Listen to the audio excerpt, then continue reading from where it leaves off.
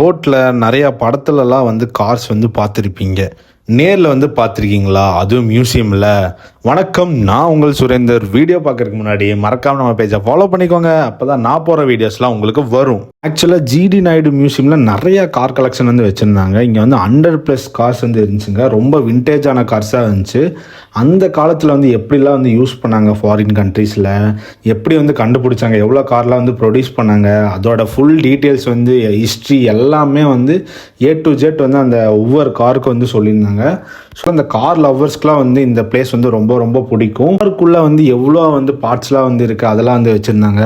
காரோட இன்ஜினு, காரை வந்து சிலிண்ட்ரு நிறையா வந்து வச்சுருந்தாங்க. ஸோ அதெல்லாம் வந்து பார்க்குறக்கே வந்து செம்மையாக சூப்பராக இருந்துச்சு.